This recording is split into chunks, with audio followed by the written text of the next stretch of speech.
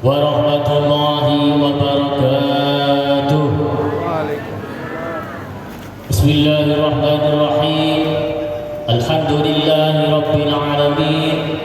Wa bihi nasta'inu ala umurid dunya waddin.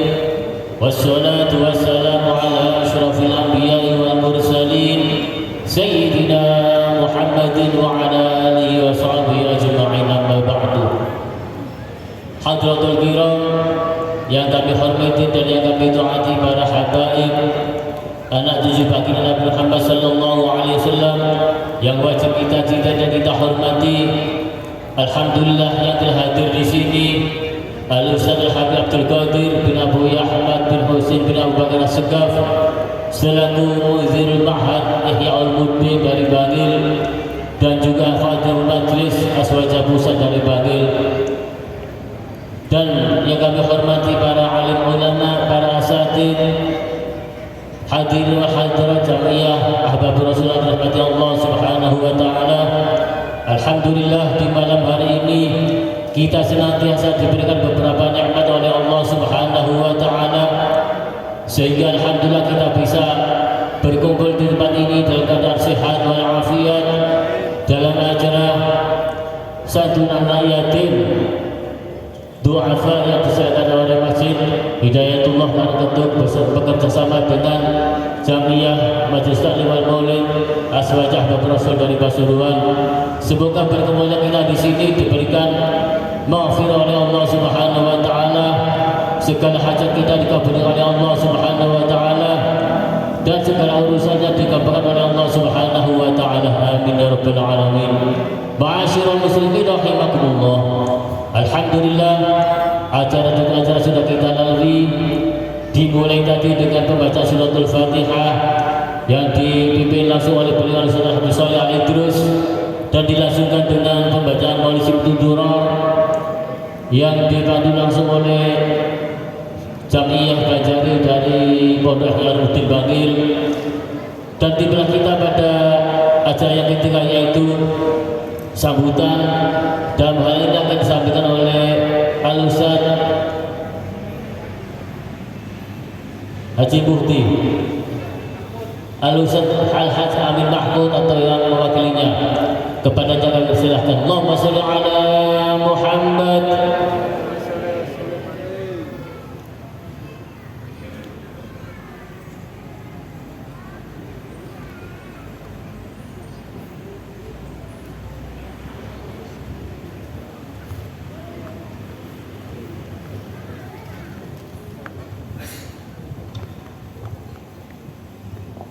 Assalamualaikum warahmatullahi wabarakatuh. Hadratul kiram, al-habaib, al-ajla, al-muqrin, wal-ulama, al-mujaba, wa khusb al-fikri al-habib Abdul Qadir bin Al-Habib Ahmad As-Segaf.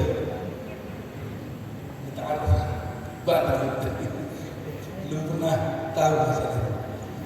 Wa khusus dzikri aidan al-habib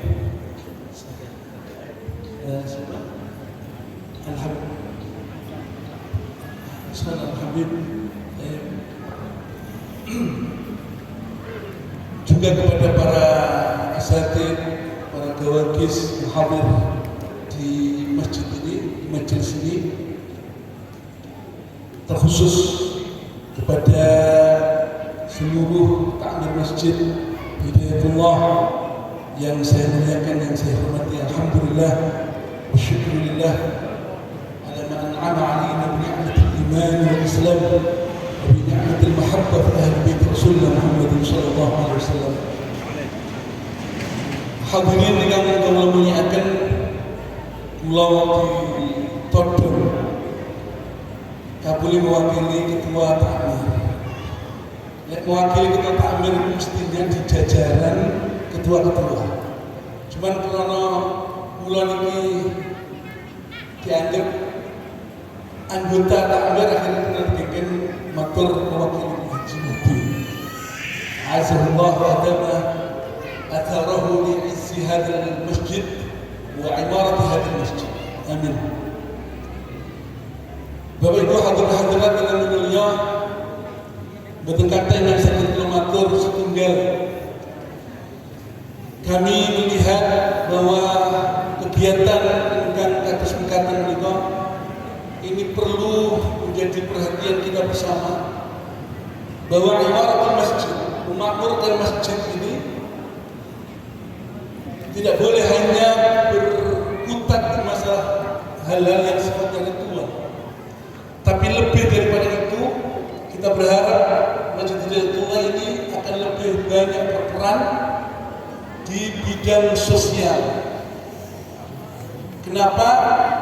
Karena sesungguhnya daurul masjid di zaman Rasulullah Muhammad SAW, peran masjid di zaman Rasulullah itu lebih daripada hanya mengajarkan sholat, mengajarkan zikir.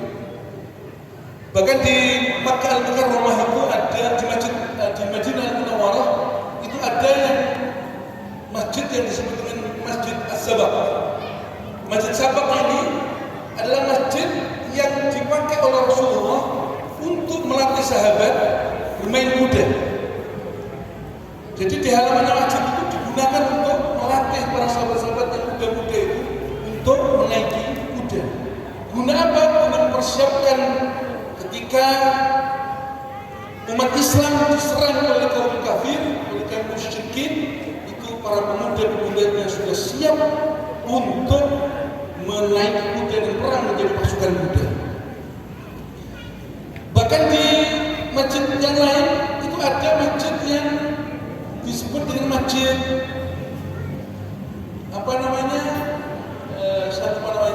itu dipakai untuk melatih gula.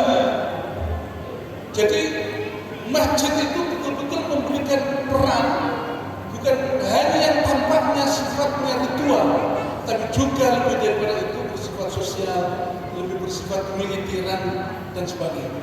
Sehingga akhirnya masjid tersebut betul-betul menjadi makmur.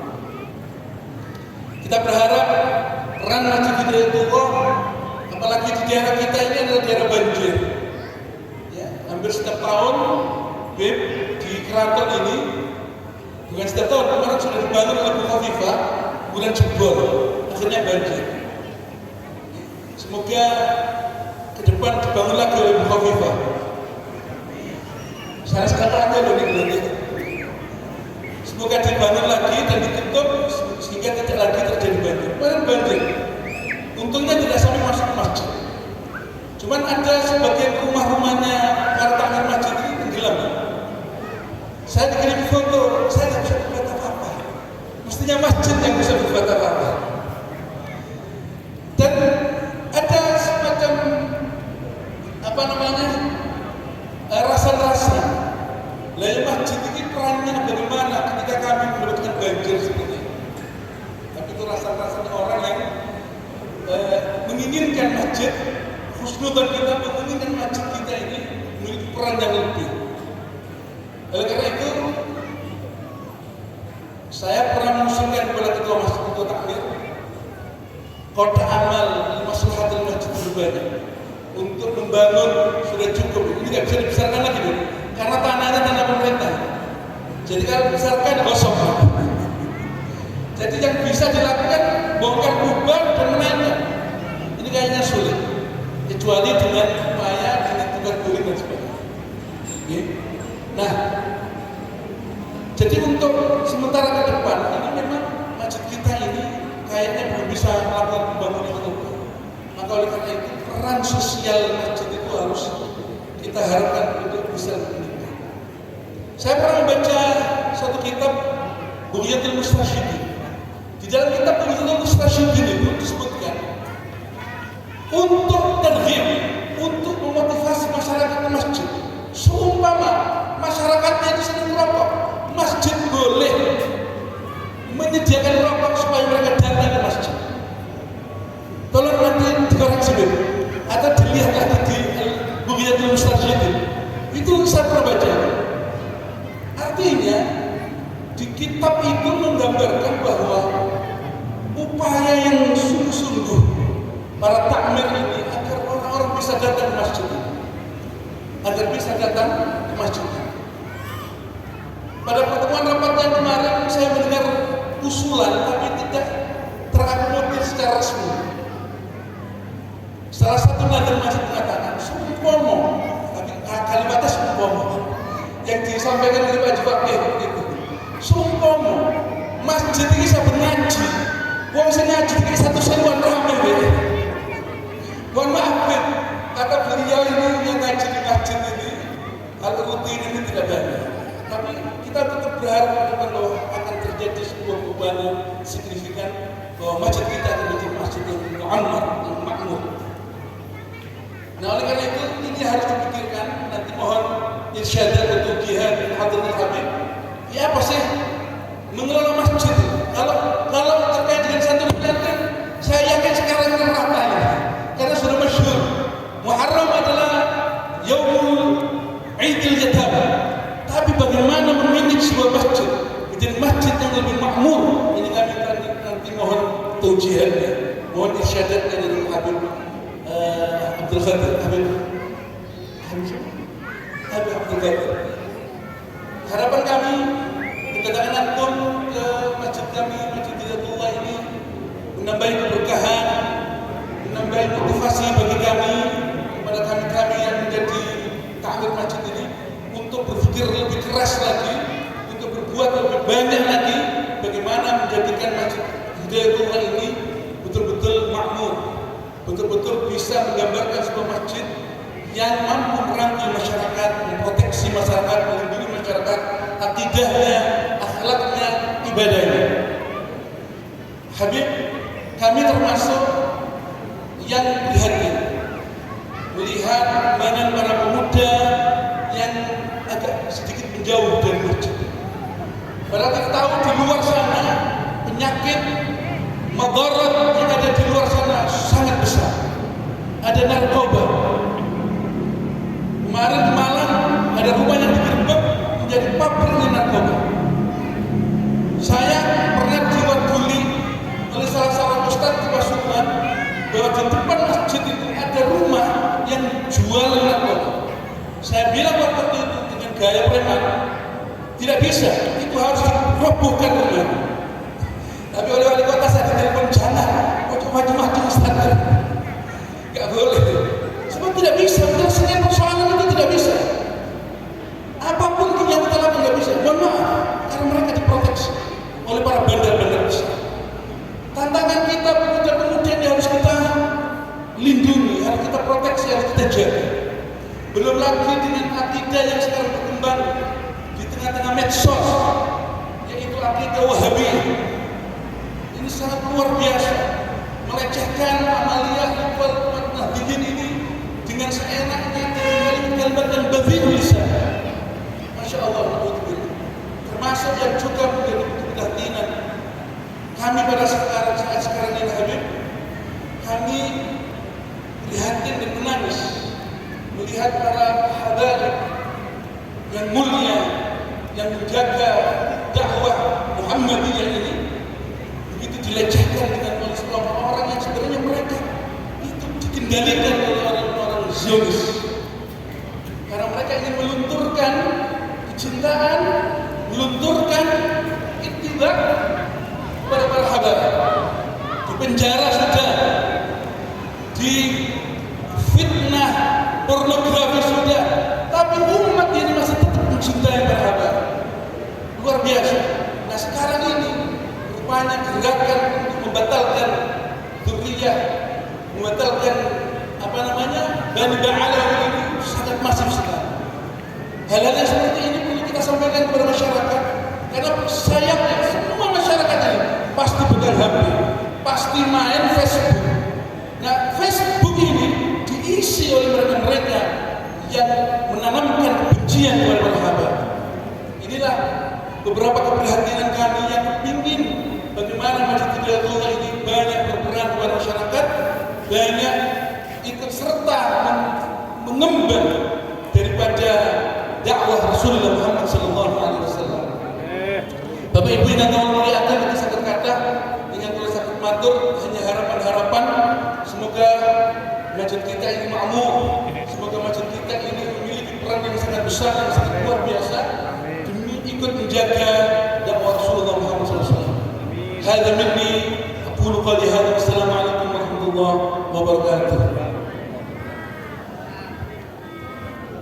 ucapkan terima kasih kepada beliau. Semoga apa yang disampaikan bahwa memberikan manfaat buat kita semua. Amin ya rabbal alamin.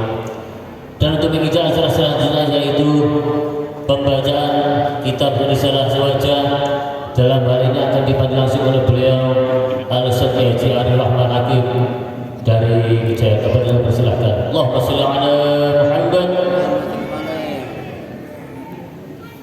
Assalamualaikum warahmatullahi wabarakatuh. Waalaikumsalam warahmatullahi wabarakatuh. Bismillahirrahmanirrahim. Alhamdulillah wassalatu wassalamu ala Rasulillah Sayyidina Muhammad ibni Abdillah wa ala alihi wa sahbihi wa man walah. Amma ba'du. Kita awali dengan menghadiahkan Fatihah kepada para masyayikh, para asatidz, para tokoh masyarakat dan seluruh pengurus Masjid Hidayatullah yang telah meninggal ataupun jamaahnya, dan semua guru-guru kita, orang tua kita, ayah dan ibu kita yang telah meninggal, terutama Hadratus Syekh Muhammad Hashim Asy'ari selaku ketua dari PBNU. Mudah-mudahan Allah Subhanahu wa taala selalu mencurahkan rahmatnya, memberikan ampunan dan rahmatnya ala hadhihi niyah wa ala kulli niyah salihah. Al-Fatihah. Bismillahirrahmanirrahim. Iyyaka na'budu wa iyyaka nasta'in ihdinas siratal mustaqim siratal ladzina an'amta 'alaihim. Bismillahirrahmanirrahim. Pertama kita bersyukur kepada Allah Subhanahu wa taala atas limpahan rahmat, limpahan nikmat, dan tak lupa sholawat serta salam kita haturkan kepada junjungan kita baginda Nabi besar Muhammad sallallahu alaihi wasallam, serta kita ucapkan terima kasih kepada segenap pengurus Masjid Hidayatullah dan semua hadirin. Terutama kita ucapkan jazakumullah khairan katsiran atas kerawan guru kita Al-Habib Abdul Qadir bin Ahmad ibn Husain Asgaf, mata'anallah bituri hayati syarifah. Mudah-mudahan Allah Subhanahu wa taala selalu memudahkan urusan beliau, selalu memberikan kesehatan zahiran wa batinan, dan dipanjangkan umurnya dalam keadaan sehat walafiat. Dan mudah-mudahan kita di malam Asyura, yang malam yang mulia, selalu banyak memohon ampunan, selalu banyak memohon rahmat dan anugerah Allah Subhanahu wa taala. Ma'asyiral hadirin wal hadirat rahimakumullah. Sebelum memulai saderenge maos kitab Risalah Sunnah wal Jamaah, kula badhe sedikit memberikan masukan tentang apa yang disampaikan oleh wakil dari ketua takmir tadi mengenai masalah tentang kitab Bughyatul Mustarsyidin. Niku diartikan teng mriku yusanu tauzi'ud dukhun, dengan artian dianjurkan untuk membagikan dukhun, dupa yang harum itu, dibakar yang baunya wangi. Itu bukan artinya membagikan rokok. Sing bener niku bagino dukhun, membagikan dupa. Jadi dupa itu diobong, mari nonton orang yang hadir di masjid dikelilingkan bukan, biar mereka harum wangi. Niat menghormati masjid atau membagikan minyak wangi. Kalau seandainya dukhun itu nggak ada, itu uang yang hadir di masjid didumi rokok. Oke, itu yang lebih tepatnya tidak membagikan rokok di masjid, tapi membagikan dukhur atau dukhun dengan artian dupa yang gahru ataupun yang lainnya, itu dibakar dan dibagikan kepada yang hadirin agar mereka wangi.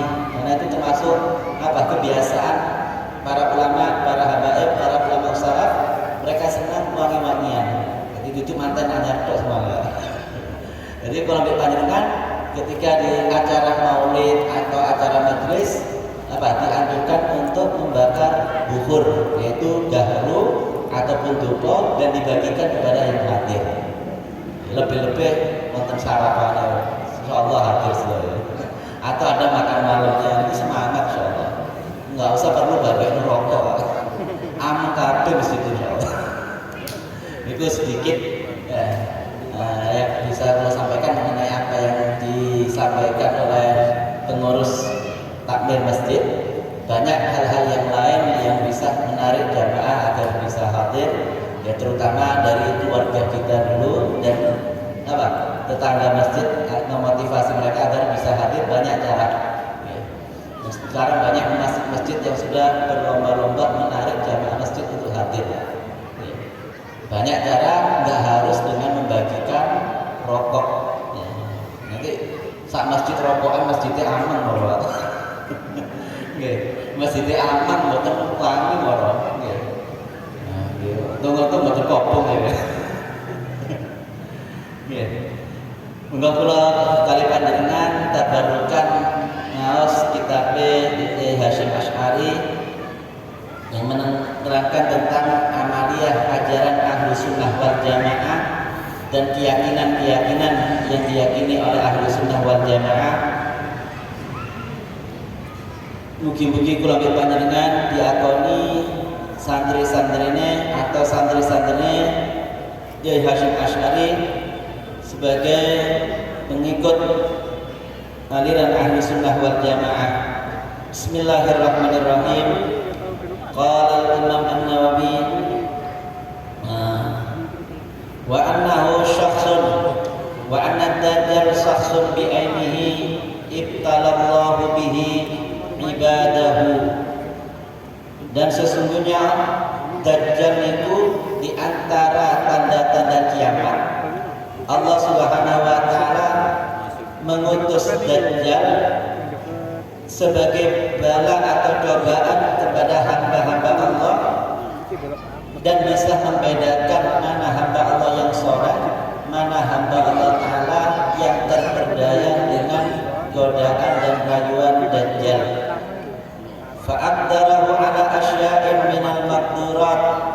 Maka Allah Subhanahu wa taala memampukan, memberikan kekuasaan kepada Dajjal melakukan hal-hal yang di luar akal manusia. Karena Dajjal ini sebagai fitnah yang keluar di akhir zaman. Bahkan di antara tanda-tanda kiamat sebagaimana disabdakan oleh Nabi sallallahu alaihi wasallam, la taqumus saa'ah hatta takhruju sab'una kadzaban.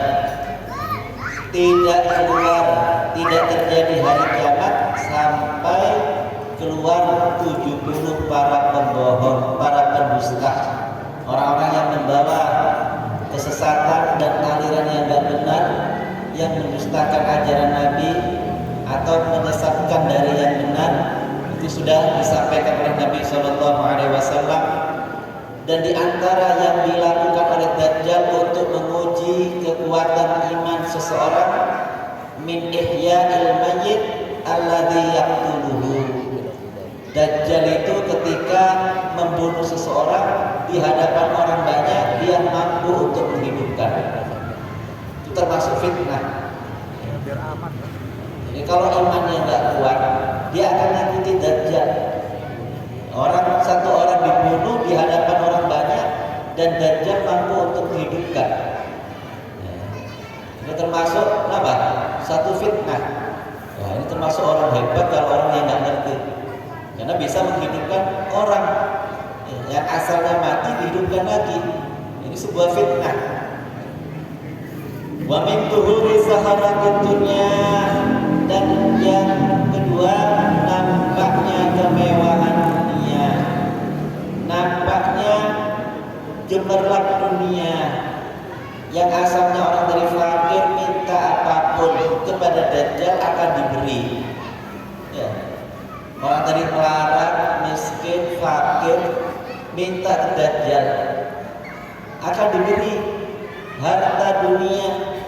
Tapi orang yang iman kuat, imannya kuat, Islamnya lebih memilih kenapa? Gak mendapatkan dunia dari Dajjal, lebih memilih hidup melarat, lebih memilih hidup pas-pasan demi menjaga keimanan.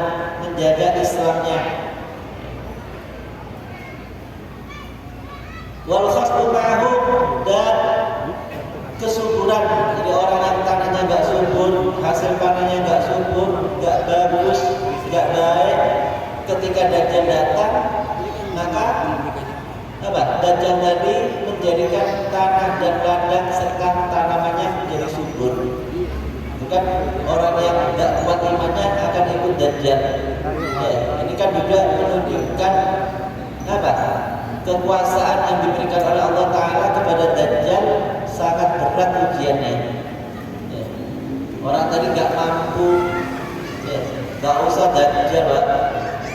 Ngasih kemewahan dunia atau harta yang banyak, kadang sekarang kena sembako murtad, Pak. Ya, pengobatan gratis murtad, Pak. Ya. Dapat pengobatan gratis, lama-lama orang tadi akan murtad, nggak kuat iman. Ya mungkin seminggu sekali apa, insya Allah doakan masjidnya mau pengobatan gratis. Oke, kan banyak cara-cara untuk mencari jamaah. Mungkin ada pengobatan gratis, atau mungkin yang sholat subuh berjamaah dapat sarapan gratis, ramai insya Allah. Nah tuh, jadi Ustaz Gufron katanya apa? Yang mau nikahnya maharnya gratis, pengurus.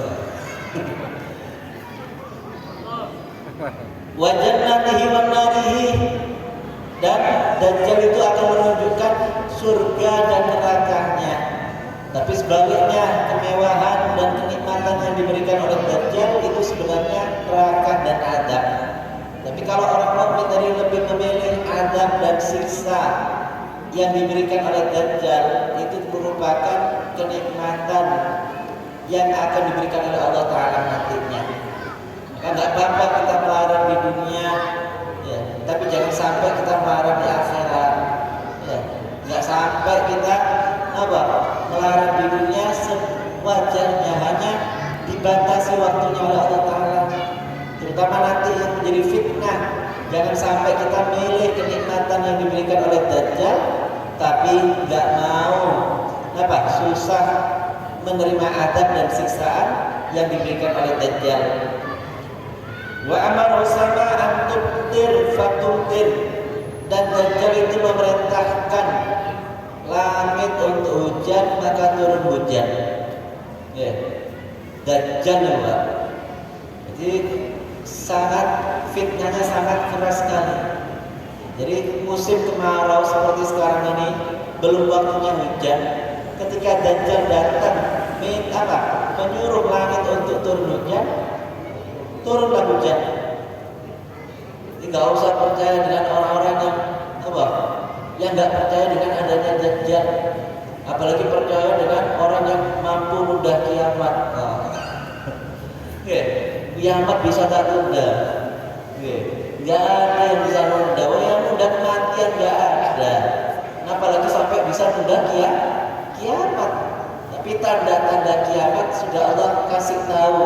Allah ceritakan lewat para nabi, lewat para ulama, bagaimana tandanya kiamat, bagaimana tanda-tanda besar pada hari kiamat.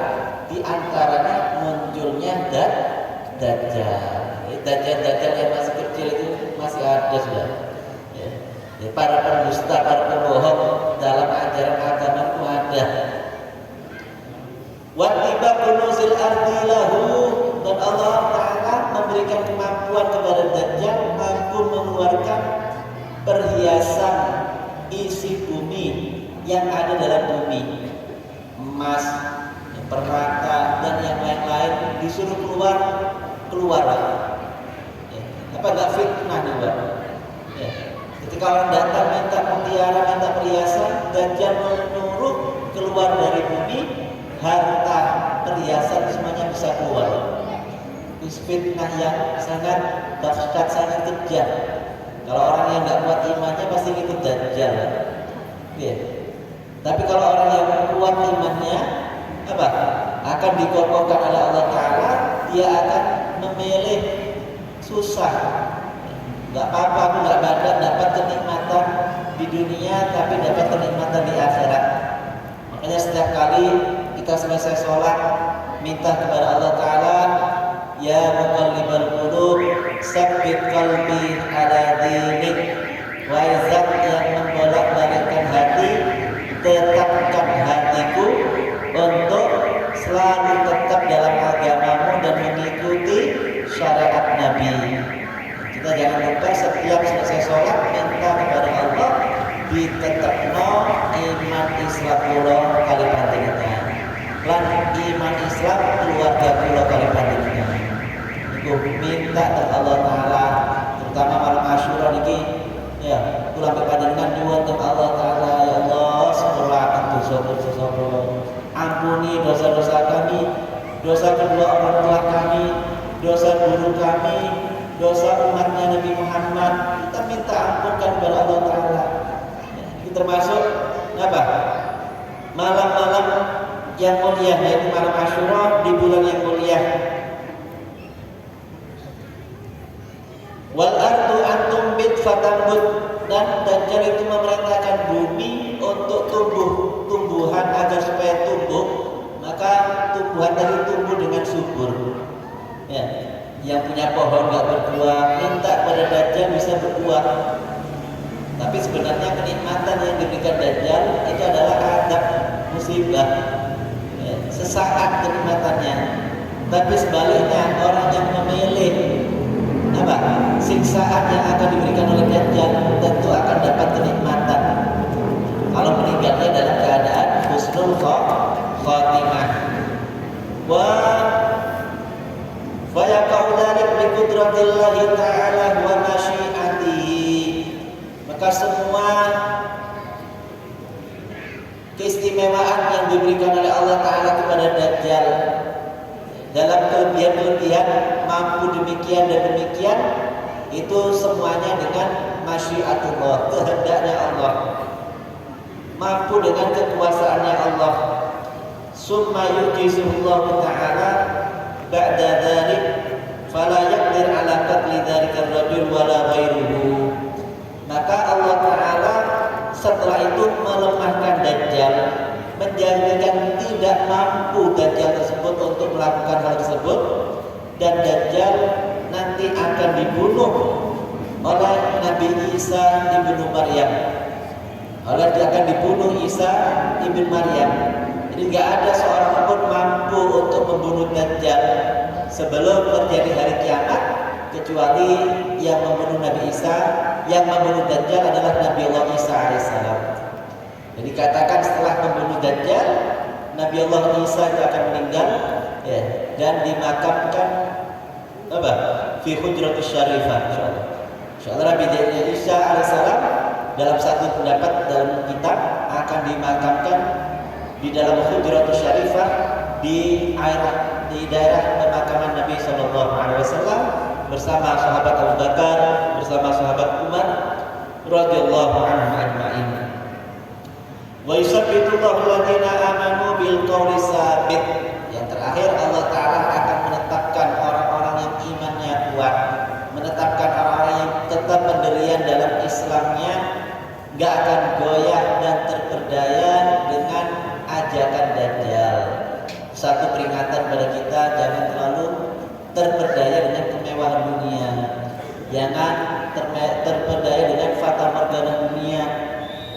Hada madhab ahlu sunnah wa jami'ul muhaddisin wal fuqaha.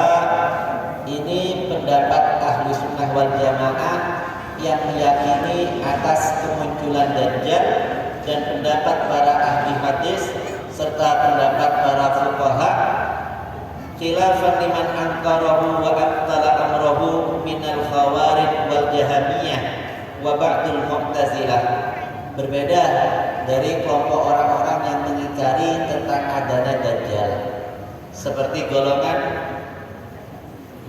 kaum khawarij, kaum jahimiyah, dan golongan sebagian mu'tazilah. Itu kelompok orang-orang yang mengingkari adanya Dajjal. Kita sebagai Ahlussunnah wal Jamaah, sebagai orang-orang pengikut pengikut Ahlussunnah wal Jamaah, kita meyakini akan keluarnya Dajjal, dan kita minta kepada Allah Subhanahu wa taala matikan dalam keadaan husnul khatimah, dikuatkan iman kita, dikuatkan Islam kita, dan selalu dalam keadaan menyebarkan syariatnya Nabi Muhammad sallallahu alaihi wasallam. Ala hadhihi niyyah wa ala kulli niyyah shalihah. Al-Fatihah.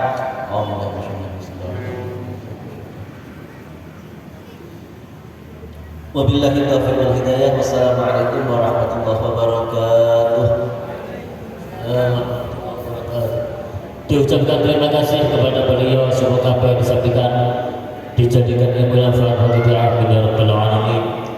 Dan tibalah kita pada acara inti, yaitu Mau'izatul Hasanah.